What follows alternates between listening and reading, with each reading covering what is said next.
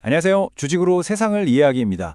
시작하기 전에요. 오늘 제가 드리는 말씀은 제 20년 경험을 녹여낸 분석일 뿐 특정 종목을 사라거나 팔라는 추천이 절대 아니라는 점, 그리고 모든 투자의 최종 책임은 투자자 본인에게 있다는 점을 먼저 분명히 말씀드립니다. 자, 오늘 시장 참 재밌죠? 시장의 심장이라고 불리는 반도체는 빌빌거리는데 지수는 이상하게 빨간불을 켜고 있습니다. 이건 마치 엔진은 꺼졌는데 차는 슬슬 앞으로 굴러가는 것 같은 아주 기묘한 상황이죠. 오늘 이 시장의 역설, 그 진짜 속내를 한번 제대로 파헤쳐보겠습니다. 네, 바로 이 질문이 오늘 우리가 풀어야 할 가장 큰 숙제입니다. 반도체가 기침하면 한국 증시는 몸살을 앓는다? 우리 투자자들 사이에선 거의 교과서 같은 얘기였잖아요. 그런데 지금 시장은 그 교과서를 그냥 찢어버리고 있는 겁니다.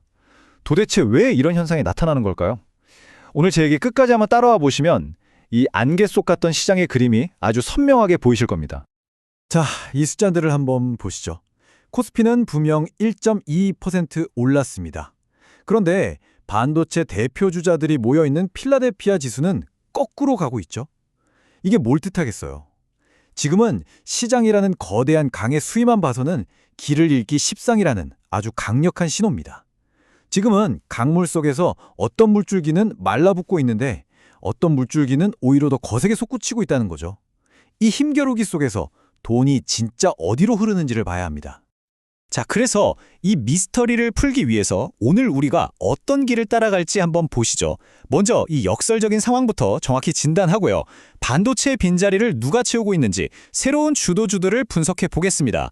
그리고 이 현상들을 모아서 지금 시장의 본질이 뭔지 꿰뚫어 본 다음에 우리가 앞으로 취해야 할 구체적인 투자 시나리오와 최종 전략까지 딱 정리해 드리겠습니다. 좋습니다. 그럼 첫 번째 단추부터 한번 제대로 깨워보죠. 네, 첫 번째 주제, 시장의 역설입니다. 뭐든지 문제 해결의 시작은 정확한 진단 아니겠습니까? 시장의 엔진이라 불렸던 반도체는 대체 왜 갑자기 힘이 빠졌는지 그 이유부터 한번 들여다보겠습니다. 반도체가 약한 이유는 사실 의외로 간단합니다. 바로 미국 소비자들의 지갑 문제죠. 미국의 12월 소매 판매 데이터가 시장 예상보다 훨씬 안 좋게 나오니까 똑똑한 돈들이 바로 반응한 겁니다. 어라, 세계 경제 큰손인 미국인들이 돈을 안 쓰네? 하는 불안감이 확 퍼진 거죠.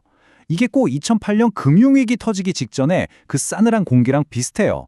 소비가 줄면 기업 투자가 줄고 경기 사이클에 가장 예민한 반도체가 제일 먼저 타격을 받는다는 걸 시장은 본능적으로 아는 겁니다. 화면에 보이는 마이크론, 인텔 같은 종목들이 파랗게 질려있는 이유가 바로 여기에 있습니다. 자, 그러면 말이죠. 시장의 황제였던 반도체가 이렇게 비틀거리는 동안 그 빈자리를 치고 올라온 첫 번째 주자가 있습니다. 누굴까요? 네, 바로 정부라는 가장 강력한 바람을 등에 업은 원자력 관련주들입니다. 여러분, 이 문장 그냥 뉴스 헤드라인처럼 쓱 보고 넘기시면 절대 안 됩니다. 이건 한두 개 기업의 호재가 아니라 거대한 패러다임이 바뀌고 있다는 신호탄이에요. 미국이 국가적인 차원에서 원자력 르네상스를 선언했고 두 파트너로 한국을 콕 찍고 있다는 거죠. 근데 왜 하필 지금일까요? 맞습니다. 바로 AI 때문이죠.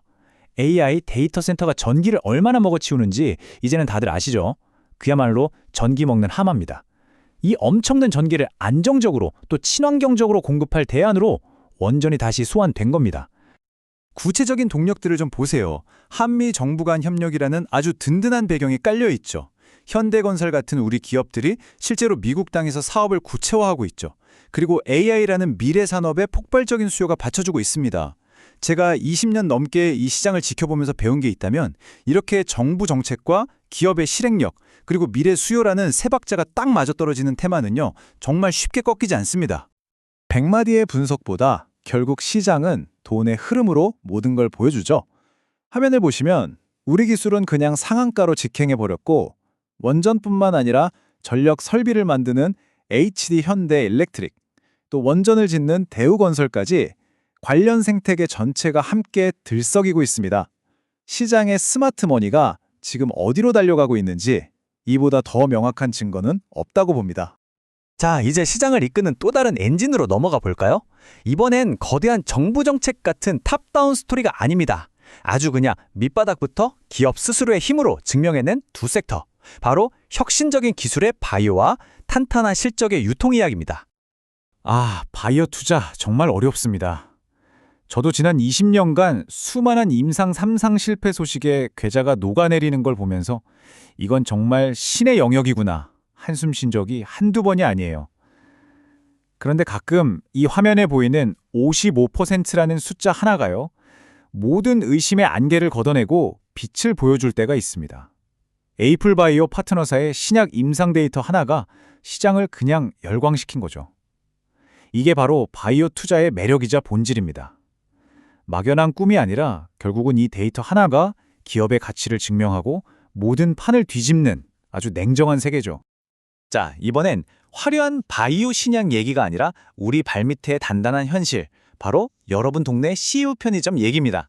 솔직히 저는 이런 실적 보고서를 볼 때 마음이 제일 편하네요. 왜냐하면 꿈을 파는 게 아니라 숫자로 실력을 딱 증명해 주니까요. 시장 예상을 가뿐히 뛰어넘는 실적에 주주들한테 배당까지 두둑이 챙겨주겠다? 이게 무슨 뜻이겠습니까? 경기가 아무리 어렵다고 해도 사람들은 지친 퇴근길에 시원한 맥주 한 캔, 바쁜 아침에 삼각김밥 하나를 포기하지 않는다는 겁니다. 이런 실물 경제의 굳건함을 절대 가볍게 봐서는 안 됩니다. 자, 좋습니다. 지금까지 우리는 원자력, 바이오, 유통이라는 아주 강력한 퍼즐 조각들을 하나씩 살펴봤어요. 이제 한 걸음 뒤로 물러나서 이 조각들이 모여서 대체 어떤 큰 그림을 그리고 있는지 지금 시장의 진짜 속내를 한번 들여다볼 시간입니다. 지금 시장을 딱 한 단어로 정의하라면 저는 주저없이 섹터 순환매라고 말하겠습니다. 아주 똑똑하고 발빠른 돈들이 한 곳에 가만히 머무르지 않고 파티가 열리는 곳을 찾아서 계속 옮겨 다니는 거예요. 어제까지 반도체라는 가장 뜨거운 클럽에 모여있던 돈들이 오늘은 정부가 디제잉을 해주면 원자력 파티로, 또 다른 한쪽에서는 임상 대박 소식이 터진 바이오 파티로 돈이 순식간에 몰려다니는 거죠. 이 문장이 오늘 설명의 가장 중요한 핵심입니다. IMF 외환위기나 2008년 금융위기 때처럼 시장 전체가 한 방향으로 우르르 무너지는 그런 장이 아니라는 겁니다. 지금 시장은 마치 여러 개의 강이 독립적으로 흐르는 것과 같아요. 그러니까 반도체라는 가장 큰 강줄기는 지금 가뭄이 들어서 바닥을 보이고 있는데 바로 옆에 있는 원자력이라는 강, 저쪽에 있는 유통이라는 강은 오히려 콸콸 넘쳐흐르고 있는 그런 형국인 겁니다. 그래서 코스피 지수라는 강 전체의 평균 수위만 보고 있어서는 이 각자의 강한 물줄기를 전부 놓치게 되는 거죠. 자, 이제 시장의 지도가 머릿속에 그려지셨죠? 그럼 이제 가장 중요한 질문이 남았습니다. 그래서 우리는 이제 어디에 베팅해야 하는가? 전쟁터에 나가기 전에 여러 작전 시나리오를 짜보는 것처럼 우리도 앞으로 펼쳐질 세 가지 길을 미리 그려봐야 합니다. 첫째, 지금의 흐름이 계속되는 겁니다. 원자력이나 내수주가 계속 시장을 이끌고 반도체는 옆으로 계속 눕는 거죠. 이럴 땐 어설프게 바닥 잡으려고 하지 말고 그냥 제일 잘 나가는 놈에 올라타는 게 정답입니다. 둘째는 왕의 귀한 시나리오죠. 반도체가 다시 일어서는 겁니다. 미국 경기 데이터가 생각보다 괜찮네? 하는 신호가 나오면 돈은 가장 익숙하고 큰 강인 반도체로 다시 돌아올 겁니다. 이때를 대비해서 현금도 좀 마련해 둬야겠죠. 마지막 세 번째가 제일 골치 아픈 시나리오인데요. 이리 뛰고 저리 뛰는 아주 정신없는 장세가 펼쳐지는 겁니다. 이럴 때 섣불리 따라다니다간 뒷북만 치다가 계좌만 녹아내리기 딱 좋은 장세죠. 차라리 내가 제일 잘 아는 강 몇 개만 딱 정해서 그 강물이 불어날 때만 낚싯대를 던지는 인내가 필요합니다. 자, 이제 오늘 이야기의 결론입니다. 이렇게 여러 광물이 제각각 흐르는 혼돈의 시장에서 우리 개인 투자자들이 길을 잃지 않으려면 손에 꼭 쥐고 있어야 할 나침반은 과연 뭘까요? 그 최종 전략을 딱 정리해드리겠습니다. 핵심은 간단합니다. 숲 전체, 그러니까 코스피 지수가 오르네 내리네 하는 것만 보고 있으면 안 된다는 겁니다. 그보다는 내가 투자할 아주 튼튼하고 잘 자랄 나무 한 그루 한 그루를 제대로 봐야 합니다.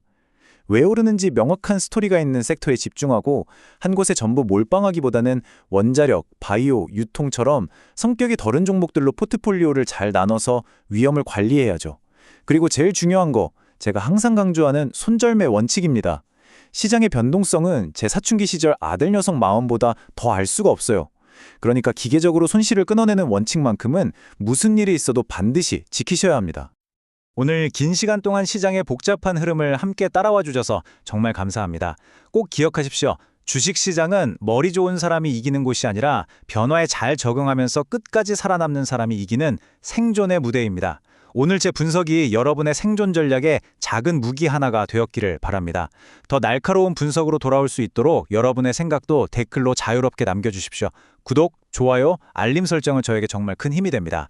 이상 주식으로 세상을 이해하기였습니다. 감사합니다.